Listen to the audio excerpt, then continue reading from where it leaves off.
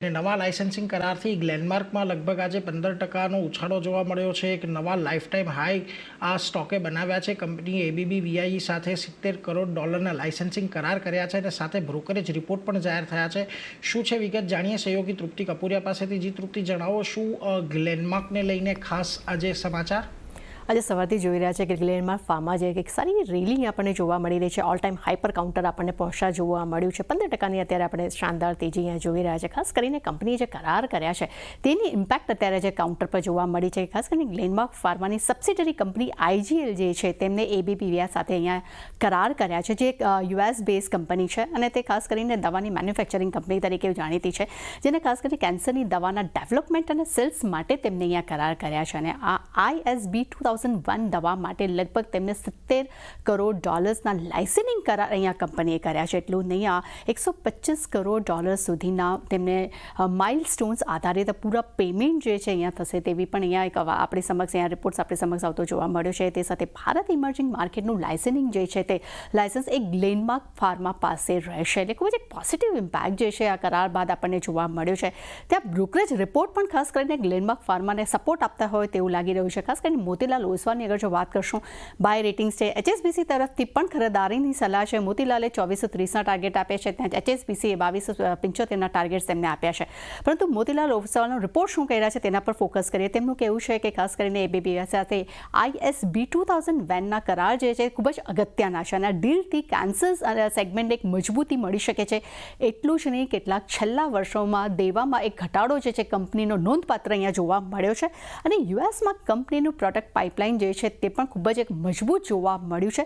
સાથે કંપનીના જે સ્થાનિક ફોર્મ્યુલેશન છે તેના બિઝનેસમાં પણ એક સ્ટ્રેટેજિક સુધારો જે કન્ટિન્યુ સતત અહીંયા જોવા મળી રહ્યો છે અને ખાસ કરીને FY 27-25 માટે આવક 11% વધી શકે છે. ત્યાં જ એપિટા અને નફાના ફ્રન્ટ પર પણ એક પોઝિટિવ નંબર્સની તેઓ અપેક્ષા રાખી રહ્યા છે. બીજી તરફ HSBCના રિપોર્ટ પર નજર કરશું. તેમના રિપોર્ટ મુજબ R&D પર કંપની સતત રોકાણ જે છે તે વધારી રહી છે. તે કંપની માટે આવનારા સમયમાં એક પોઝિટિવિટી ધરાવી શકે છે. એટલું જ નહીં, ખાસ કરીને કોર બિઝનેસ માટે પણ તેઓ સારી અપેક્ષા રાખી રહ્યા છે અને FY 28 અને 26 માટે EPS અનુમાન જે છે તે તેમને 2-4% તેમને વધાર્યા છે અને ખાસ કરીને મેનેજમેન્ટને FY 27 સુધીમાં 23થી વધુ માર્જિન ગાઈડન્સની પણ તેઓ અપેક્ષા તેમને આપી છે. એટલે ખાસ કરીને એક પોઝિટિવ રિપોર્ટ આપણી સમક્ષ આવતા જોવા મળ્યા છે અને સૌથી મોટા જે કરાર જે થયા છે ખાસ કરીને ભારતીય ફાર્મા કંપની માટે આપણને જે જોવા મળ્યા છે તેનું ઇમ્પેક્ટ અત્યારે ગ્લેનમાર્ક ફાર્મા પર જોવા મળી રહ્યું છે. જી આભાર તૃપ્તિ, અમારી સાથે જોડાઈને સમગ્ર વિગત આપવા માટે. તો જુઓ, આજે નવા એગ્રીમેન્ટ ખાસ કરીને ગ્લેનમાર્ક ફાર્માના થયા છે, એને લઈને આજે સારી તેજી તો આપણને જોવા મળી જ રહી છે. પરંતુ ખુશીજી, આપ આ ન્યૂઝને કઈ રીતે જોઈ રહ્યા છો? કારણ કે જુઓ, હજી પણ ઘણા બ્રોકરેજ કહી રહ્યા છે કે આજના દિવસે આપણે જે એક બહુ મોટો ગેપ અપ ઓપનિંગ જોયું, ત્યારબાદ 20%ની અપર સર્કિટ જોઈ, થોડો કૂલ ઓફ સ્ટોક થયો છે અહીંયા, પરંતુ સ્ટીલ હજી અહીંયા શક્યતાઓ વધારે તેજી ઘણા બધા બ્રોકરેજ હાઉસીસ દર્શાવી રહ્યા છે. જે પ્રકારનો આ ડેવલપમેન્ટ છે અને કઈ રીતે હવે અત્યારે મૂલવવું જોઈએ આપણે, શું આવનારા સમયમાં અહીંયા આપણને મોટો ફાયદો અર્નિંગ્સના અંદર થતો જોવા મળશે આ કંપનીના?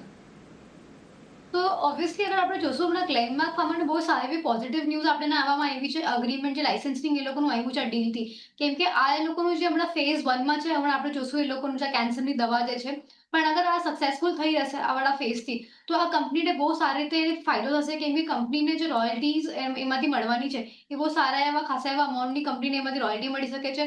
પ્લસ એ લોકોના એબિટા માર્જિન્સ જે હમણાં છે એના કરતાં આપણને એમાં સારો એવો વધારો જોવામાં આવી શકે છે. એક્સપેક્ટેડ છે કે અહીંયાથી સારા એવા માર્જિનથી હજી વધી શકે છે. પ્લસ આપણે જોશું એ લોકોનું આનું એક્સપેન્શન અગર જોશું તો એના ઇન્ટરનેશનલ કન્ટ્રીઝના અંદર કંપની હજી એ લોકોનું પ્રેઝન્સ વધારી રહી છે. એ લોકોનું પ્રોડક્ટ પોર્ટફોલિયો છે એ હજી સ્ટ્રોંગ કરી રહી છે. એ લોકોનું પ્રેઝન્સ હજી સારું કરી રહી છે. તો નવા કન્ટ્રીઝ જેમ કે આપણી પોલેન્ડ છે, ન્યુઝીલેન્ડ છે, કોરિયા છે, આ બધા કન્ટ્રીઝમાં પણ હવે કન્ટ્રીનું પ્રેઝન્સ રહેશે. આ દવાથી હજી એ લોકોનું પોઝિશન સ્ટ્રોંગ થઈ જશે. અને એમ પણ આપણે જોશું તો ઇન્ડિયન માર્કેટ સેગમેન્ટમાં ફાર્માસ્યુટિકલ સેક્ટરમાં કંપનીનું સારો એવો હોલ્ડ છે, સારી એવી માર્કેટ પોઝિશન છે. અને મને કાઉન્ટર બહુ સારું જોતા લાગે છે. અને ઓબ્વિયસલી આપણે જોશું આપણે આના અંદર તો આપણને અર્નિંગ્સના અંદર સારો એવો પરફોર્મન્સ જોવામાં આવી શકે છે, બેઉ શોર્ટ ટર્મ અને લોંગ ટર્મમાં. કેમ કે જે કંપનીના મેનેજમેન્ટ પણ આપણને ગાઈડન્સ આપ્યું છે FY 27 માટે, એ લોકોના જે પ્લાન્સ છે કે જે એ લોકો એક્સપાન્શન કરવાનું વિચારી રહ્યા છે, અને જે રીતના આપણને ન્યૂઝ આવી રહી છે પોઝિટિવ માર્કેટમાં, એ રીતના આપણને બહુ સપોર્ટિવ લાગી રહી છે અને જોવામાં આવી શકે છે કે કંપની સારા એવો પરફોર્મન્સ આપી શકે છે આપણને આગળ જતા. ઓકે, તો ગ્લેનમાર્ક ફાર્મા માટે એક પોઝિટિવિટી બનતી દેખાઈ શકે છે. ખાસ કરીને રોયલ્ટી સુધરતી જોવા મળી શકે છે. એબિટા માર્જિન પર આપણને પોઝિટિવ અસર જોવા મળી શકે છે અને ઓવરઓલ પરિણામ સારા આવતા દેખાઈ શકે છે. તો ધ્યાન રાખવાનું રહેશે ગ્લેનમાર્ક ફાર્મા માટે. વ્યૂ પોઝિટિવ બની રહ્યો છે. આગળ વધીએ અને